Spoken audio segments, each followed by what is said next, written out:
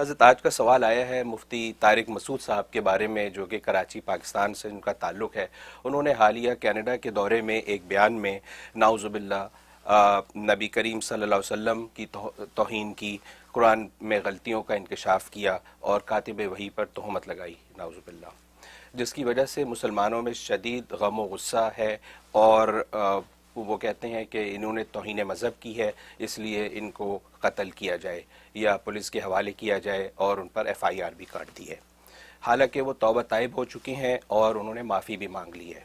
حضرت اہل اسلام آپ سے اس بارے میں سمجھنا چاہتے ہیں کہ مفتی طارق مسعود کے بیان کا کیا شرعی حکم ہے، ان کی کیا سزا ہے اور اس کا کیا حل ہے؟ اگر آپ رہنمائی فرمائیں گے انشاءاللہ تو حضرت اس سے سب کو نفع ہوگا انشاءاللہ۔ اللہ اکبر، ابھی سینسیٹیو ٹاپک میں آپ مجھے گھسیٹیں گے۔ خیر، پہلی بات تو یہ ہے کہ یہ یقیناً جو ہے وہ مفتی طارق مسعود صاحب کا یہ ایشو بڑا جو ہے وہ سینسیٹیو ایشو ہوا ہے، اور یہ پاکستان میں خاص طور پہ قیامت برپا ہے، اور میرے سامنے بھی یہ سینسیٹیو موضوع آیا۔ میں تو آپ کو پتہ ہے ایک عرصے سے بیمار ہوں، اور آج کو طبیعت اچھی بہتر ہوئی تو آج میں پھر پروگرام کے لیے حاضر ہوا،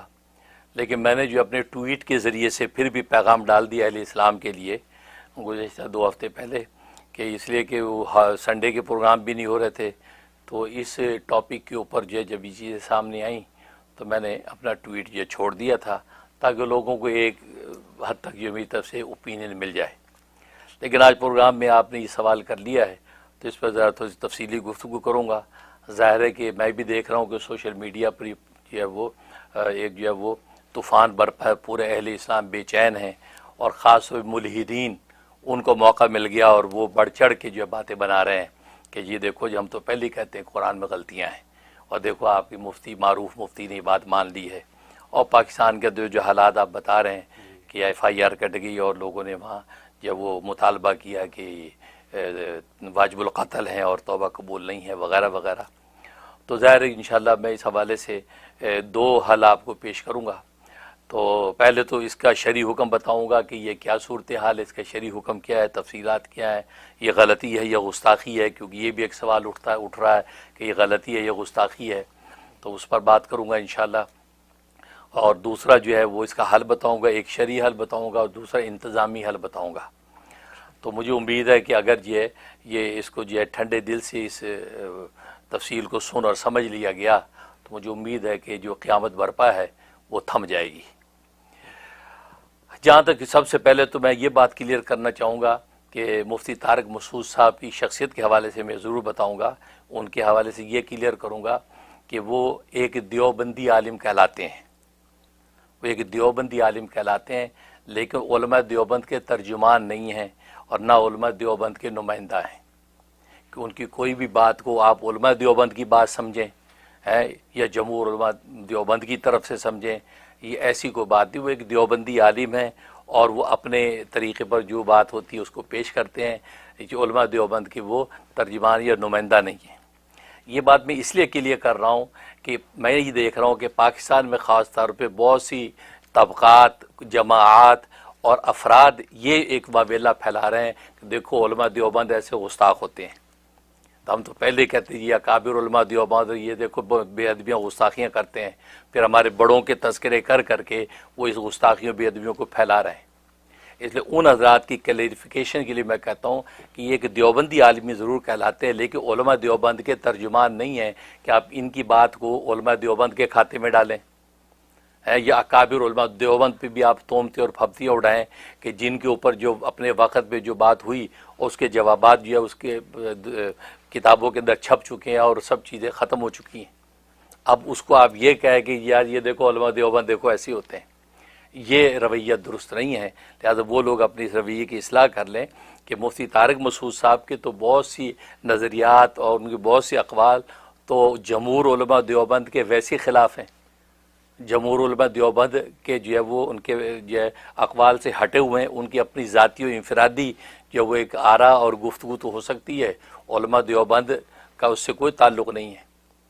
اور وہ مسائل کون کون سے ہیں اس پر انشاءاللہ پھر کبھی گفتگو کروں گا، فی الحال اس کا وقت نہیں ہے، اس پر ہمیں اس دوسرے سینسیٹیو موضوع پر مجھے بات کرنی ہے۔ اس لیے یہ بات کلیئر کر لیں وہ لوگ، لہٰذا علماء دیوبند جو بیچارے ہمارے گزر چکے ہیں اور اپنے جو ہے وہ جنتوں میں مزے اڑا رہے ہیں، ان کی غیبتیں کرنا، ان کے بارے میں ایسی پھپتیاں اڑانا، ان حضرات کو اس کی اصلاح کرنی چاہیے۔ آج جس فرد نے کی ہے ایسی بات، اس فرد تک بس آپ رہیں کہ اس شخص نے یہ بات کی ہے، اس کو آپ علماء دیوبند کا ترجمان یا نمائندہ سمجھ کے تو سب کو جو ہے اس میں نہ گھسیٹیں، اس لیے میں یہ کلیئر کر رہا ہوں۔ اور دوسری بات یہ کہ سب سے پہلے آپ اس نوعیت کو سمجھیں کہ یہ جو سارا واقعہ ہوا ہے، اس حوالے سے پہلے ہم فقہی جو فیصلہ اس کی تشریح کو پہلے سمجھتے ہیں۔ چنانچہ علامہ جو ہے وہ خیر الدین حنفی رحمہ اللہ تعالی نے اس کی تفصیل بیان کی ہے، 6 صورتیں انہوں نے ذکر فرمائی ہیں اس گستاخی کے حوالے سے یا غلطی کے حوالے سے۔ تو وہ 6 صورتیں ذکر فرمائی ہیں، ان میں مفتی طارق مسعود صاحب نے جو کیا وہ کس کیٹیگری میں آتا ہے اس کو ذکر کر کے ہم اس کا حکم بتائیں گے۔ سب سے پہلے تو آپ یہ کلیئر رکھیں، یہ غلطی نہیں ہے، گستاخی ہے، یہ غلطی نہیں ہے، گستاخی ہے، لہذا یہ آپ پہلے ذہن میں رکھیں۔ اور گستاخی بھی اگر ہو جائے اس کی بھی آگے کیٹیگریز ہیں، وہ گستاخی ماننے میں کوئی آپ کو پریشان نہیں ہونا چاہیے، آگے اس کی کیٹیگریز ہیں۔ چنانچہ علامہ خالد حنفی رحمۃ اللہ علیہ اس کا خلاصہ جو بیان کرتے ہیں وہ میں آپ کو بتا رہا ہوں، اور یہ خلاصہ جو ہے مفتی طارق مسعود صاحب ہی کہ جو استاد محترم مفتی رشید احمد لدھیانوی قدس سرہ نے اصل الفتاوی کے اندر تفصیل سے ذکر فرمایا ہے۔ چنانچہ انہوں نے یہ لکھا ہے، خلاصہ اس کا یہ ہے کہ دیکھیں کلمہ، کوئی ایسا کلمہ، اس کلمہ کے کلمہ کفر ہونے میں اختلاف ہو کہ یہ کلمہ کفر ہے یا کلمہ کفر نہیں، یہ پہلی صورت بیان کی کہ وہ بعض فقہا کہیں یہ کلمہ کفر ہے، بعض کہیں یہ کلمہ کفر نہیں ہے،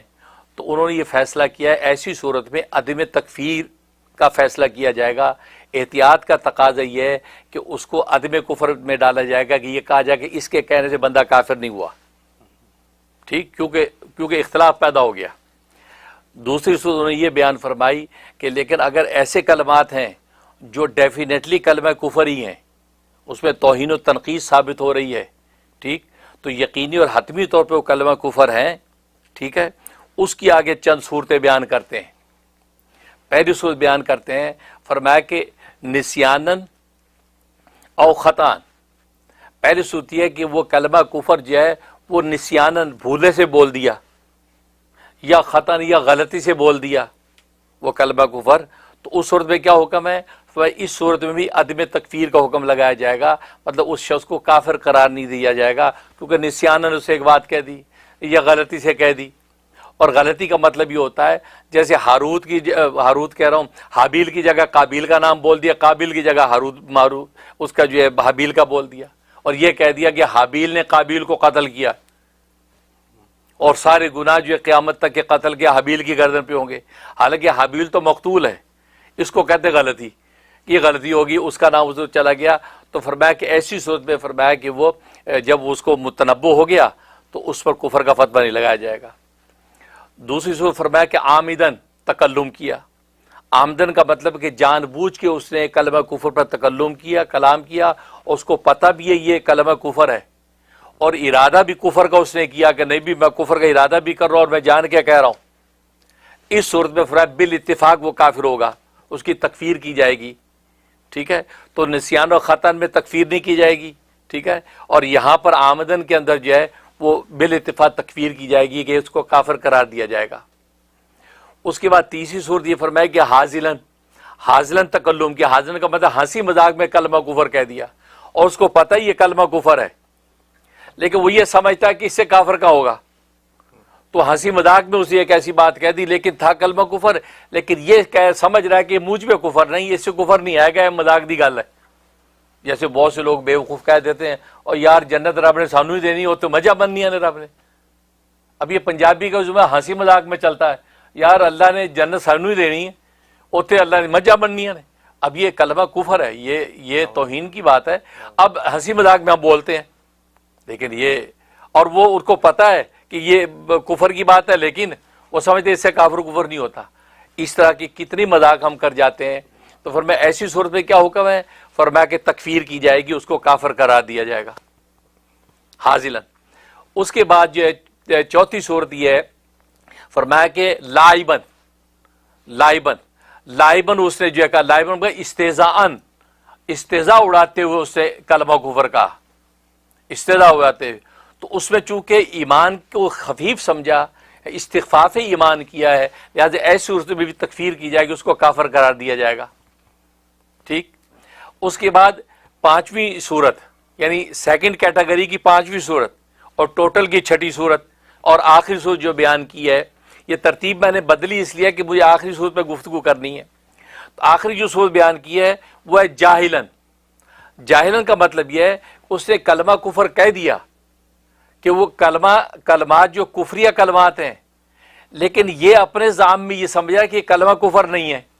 یہ نارمل بات ہے، اور اس نے اس کو کہہ دیا. ٹھیک. تو اس صورت میں کیا حکم ہے؟ تو اس کے صورت میں علامہ خیر الدین فرماتے ہیں اس میں اختلاف ہے. بعض فقہا فرماتے کافر ہو جائے گا کہ اس کو جو ہے وہ اسے کلمہ کفر بولا ہے، لیکن بعض فقہا فرماتے کافر نہیں ہوگا.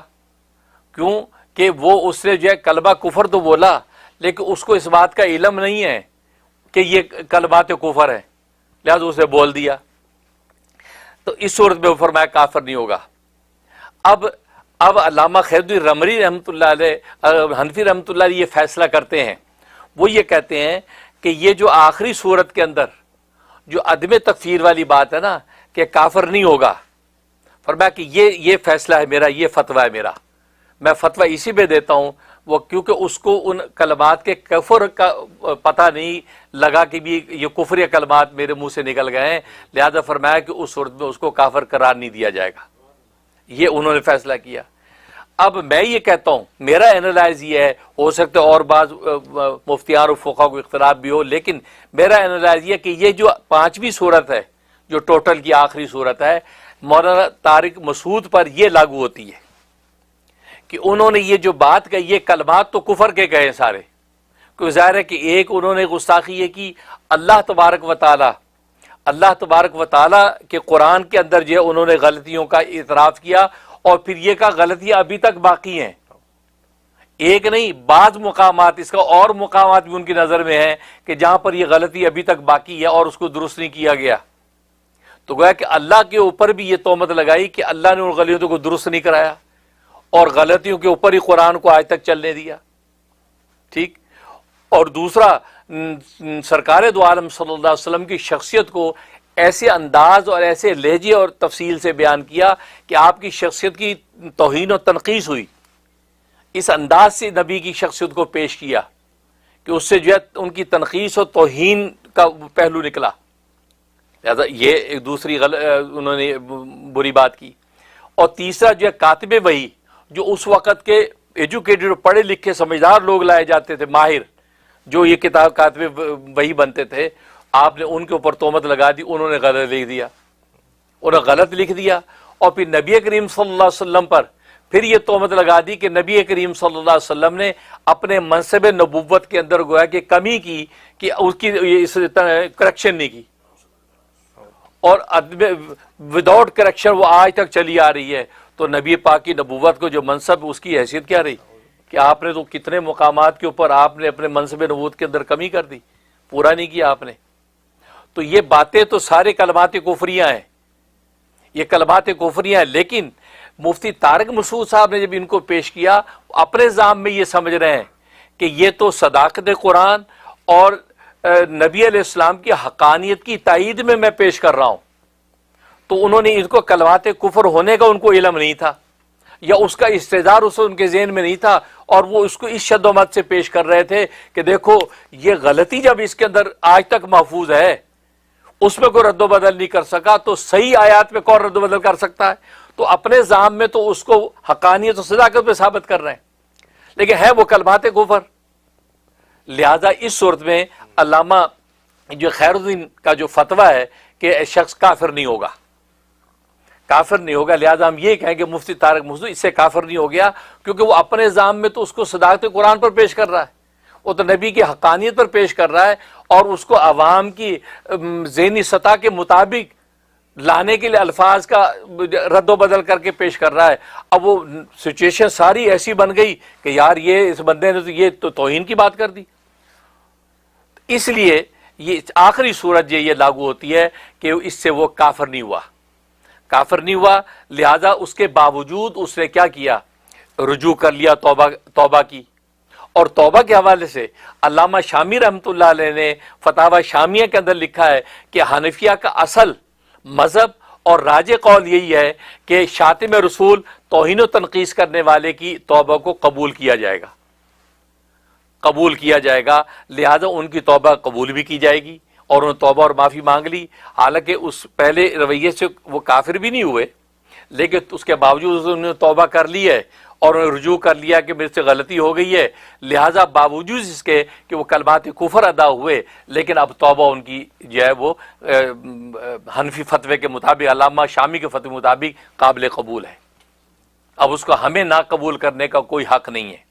ٹھیک، لہذا یہی فیصلہ مفتی طارق مسعود صاحب کے لیے کہ وہ یہ جو تفصیل ہوئی اس کے تحت جو ہے وہ انہوں نے توبہ کر لی، اب قصہ ختم ہو جانا چاہیے. اب اس کے بعد آگے جو ہے وہ بحث مباحثہ چھیڑنا اور یہ وہ کرنا تو یہ جو ہے مناسب رویہ نہیں ہے، یہ امن عامہ کو اور امت کے طبقوں میں انتشار پیدا کرنے والی بات ہے. ٹھیک، اب اگلی بات اور باقی یہ ہے کہ اس کو غلطی ثابت کرنے پر بھی زور لگانے کی ضرورت نہیں ہے. آپ کے ہاں کلمات کفر ہی بیان ہوئے ہیں، لیکن انہوں نے یہ واضح کر دیا کہ اس سینیریو میں بیان ہوئے ہیں، انہوں نے اس سے واضح کر دیا ہے، لہٰذا جو ہے ہم علامہ جو ہے خیر الدین کے فتوے کے مطابق یہی کہیں گے، اس سے کفر نہیں ہوا، کافر نہیں ہوا، بھلے وہ کلمات کفریہ کہے لیکن ان کو اس کا عدم علم تھا، لہٰذا اس وجہ سے ایسا ہو گیا اور پھر انہوں نے رجوع اور توبہ کی. اب اگلا سوال کہ واویلا بہت ہے، طوفان برپا ہے، FIR کٹ گئی ہے اور پاکستان کے احوال کو آپ جانتے، اس کا حل کیا ہے؟ اب مفتی طارق مسعود صاحب کیا کریں؟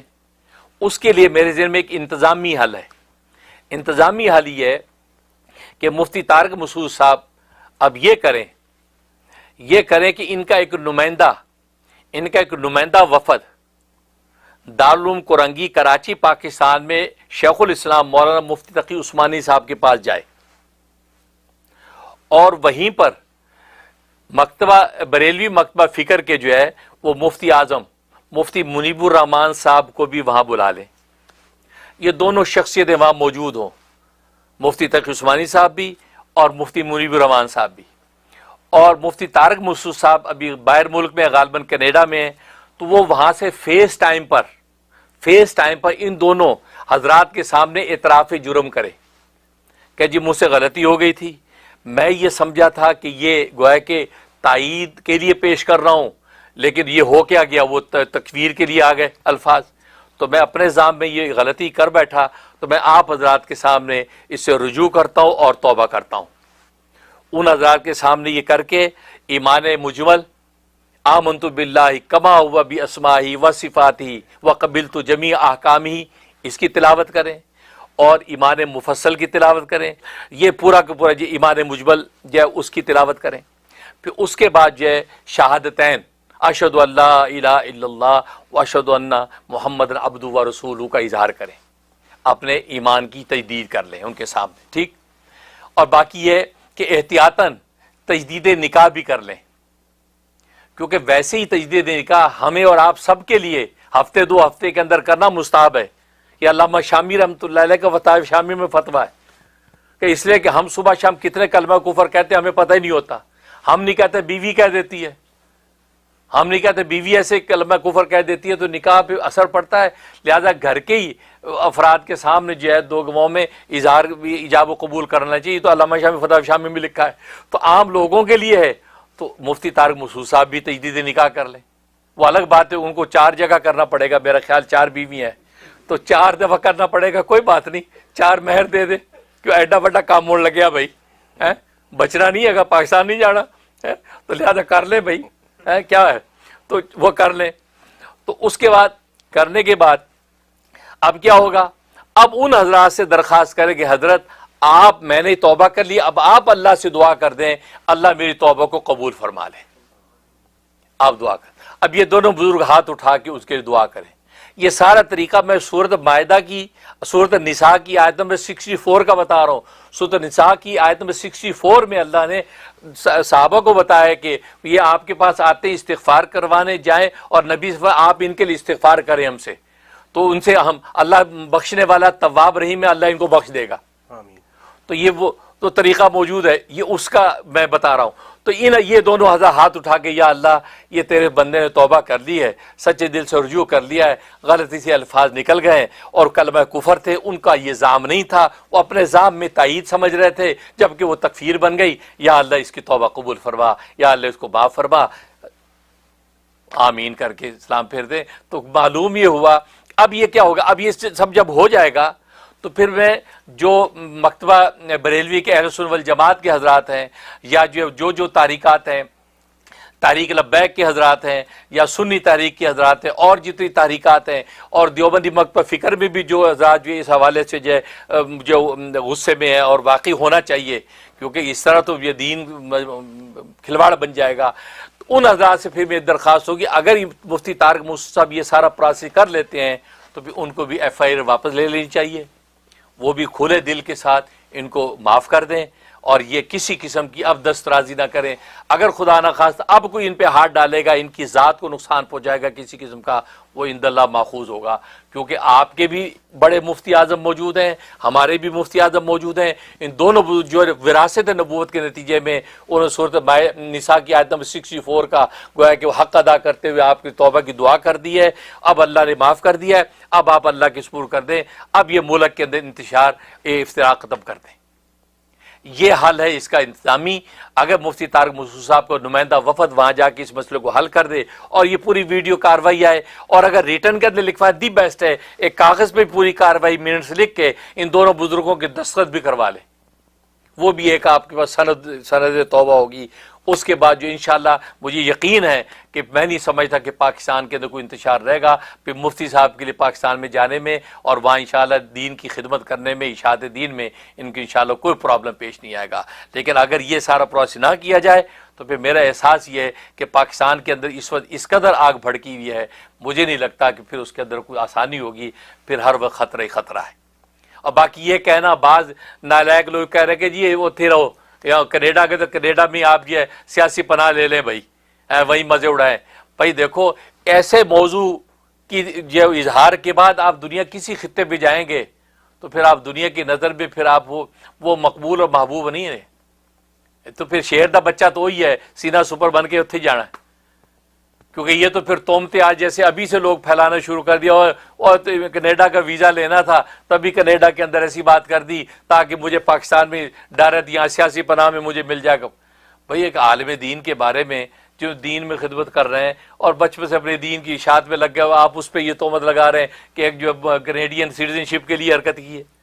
یہ تو زیادتی ہے۔ اب یہ اتنی چھوٹی باتیں بھی آپ علماء پہ نہ لگائیں، اب علماء کی ذہنی سطح بہت اونچی ہے، وہ الگ بات ہے کہ آپ کی طرف پھرتے نظر آتے، لیکن اندر جو ہے وہ ایسے پھرتے جیسے جنتوں میں سیر کر رہے ہیں۔ اس لیے ان کو کینیڈین کی سٹیزن شپ اور فلاں کی سٹیزن شپ، وہ اگر وہ دین کی اشاعت کے کریں تو کریں، لیکن ایک ایسی تہمتیں بھی نہیں لگانی چاہیے کہ لوگ یہ کہہ دیتے ہو جی اس لیے وہاں یہ حرکت کی ہے تاکہ وہاں پر مجھے پناہ مل جائے۔ یہ تو پناہ کی بات ہوئی، ادب پناہ کی بات ہے، یہ تو اور زیادہ گویا کہ آپ غیر محفوظ ہو گئے ہیں، اس لیے کہ آپ نے ایک ایسی حرکت کی تو کفریہ کلمات کہہ کہ آپ وہ سٹیزن شپ لیں گے۔ ایک عالم کے بارے میں ایسی باتیں پھیلانا یہ بھی غلط ہے، لیکن مفتی صاحب سے بھی درخواست یہ ہے کہ وہ اب آپ کھلے دل سے اور بغیر کسی تعویل اور تشریح کے اب آپ یہ اس پروسیس کو پورا کریں، اور انشاءاللہ مجھے امید ہے کہ پھر مجھے نہیں لگتا کہ کوئی بھی شخص جو ہے کوئی ایسا واویلا کرے گا۔ اللہ سے دعا ہے اور تمام اہل اسلام بھی دعا کریں، کیونکہ مسلمانوں کی صفوں میں پہلے بڑا توڑ ہے، یہ تو ایسے توڑ تو پیدا ہونے ہی نہیں چاہیے تھے، کیونکہ پہلے کفر و اسلام اس قدر ہم پہ جو ہے کی جنگ ہی ہمارے سامنے اتنی بڑی جنگ ہے کہ چاہے کہ ہم اس کو سمجھوتا کر سکیں، لیکن یہ کہ جو ہوا وہ بہت برا ہوا۔ یا جو علماء دیوبند اور علماء بریلوی، اگر میری یہ تجویز، میری یہ تقریر، میری یہ ویڈیو آئے گی، جو حضرات میری تائید کرتے ہیں علماء دیوبند میں سے جو مفتیان کرام ہیں، وہ بھی اپنی ویڈیو جو ہے وہ اپلوڈ کر دے کہ مفتی منیر نے جو فتویٰ دیا ہے ہم اس کی تائید کرتے ہیں۔ بریلوی علماء میں سے بھی اگر جو تائید کرتے ہیں وہ بھی کہہ دیں مفتی منیر صاحب نے جو بات کی ہم اس کی تائید کرتے ہیں، اور یہ اگر ہو جاتا تو ہم اس پہ عمل کرتے ہیں۔ تو شرعی تفصیل بھی میں نے بتا دی، اس کو بھی جو وہ ہضم کریں۔ جو لوگ کہتا ہے نہیں جی غلطی ہے، گستاخی نہیں ہے، اس پہ زور لگانے کی ضرورت نہیں ہے۔ اب یہاں پر الحب فی اللہ والبغض فی اللہ من الایمان، یہ البغض فی اللہ ہے، اللہ کے لیے بغض۔ مفتی طارق موسوی سے ذاتی کوئی بغض کسی کو، البغض فی اللہ کے لیے بغض ہے، کیونکہ اللہ کے رسول اور اس کے صحابہ کی جہاں تنقیص ہوئی تو پھر کوئی اپنا نہیں ہے بھائی، پھر تو اللہ رسول سامنے. یہ صحابہ کی شان تھی. اور بلکہ میں سوچ رہا تھا دیکھ کے، میں کہتا واقعی الحب فی اللہ تو آسان ہے، لیکن البغض فی اللہ آسان نہیں ہے. یہ صدیق اکبر ہی ہے جس کو بیٹا کہتا ہے ابا جان غزوہ احد کے اندر آپ میرے نشانے پہ کئی دفعہ آئے ہیں اور میں چاہتا تو آپ پہ تلوار چلا دیتا ہے، لیکن یہ کہ میں نے سوچا میرا ابا ہے، میں نے ہاتھ کھینچ لیا. تو صدیق اکبر فرمایا کہ رب کعبہ کی قسم بیٹا اگر تو میرے سامنے آ جاتا میں تیری گردن اڑا دیتا، کیونکہ تو میرے رسول اللہ سے لڑنے آیا تھا. تو میرے رسول اللہ سے یہ البغض فی اللہ، البغض فی اللہ کی شان آسان نہیں ہے. یہ اپنا کہہ کہ آپ یہ کہہ کہ نہیں جی نہیں کوئی گستاخی نہیں. صاف میں نے بتایا کلمات کفر ضرور ہیں، علامہ خیر الدین کا فتویٰ ہے، لیکن آگے بھی ڈیٹیل میں نے بتا دی کہ وہ اپنے ذام میں تو اس کو کلمات کفر نہیں سمجھ رہا، لہٰذا کافر کیوں آپ بنا رہے ہیں؟ ٹھیک ہے نا، تو موجود ہے، اس لیے آپ گھبرانے کی ضرورت نہیں. ہاں گستاخی کے کلمات نکلے ہیں بھائی، لیکن آگے ڈیٹیلز ہے بھائی. لیکن البغض فی اللہ کا مظاہرہ کریں ہمارے جو علماء، وہ بھی اس کے اندر جو ہے وہ تعویلات نہ کریں اور طرح کی باتیں نہ کریں، کیونکہ صحابہ کی شان یہی ہے. اور ہمارے علماء دیوبند اور باقی علماء دیوبند کی شان یہ ہوتی ہے وہ جس سے کچھ خیر پھیر رہی ہوتی، کہتے کوئی بات نہیں پھیرتی رہے بھائی، کوئی بات نہیں.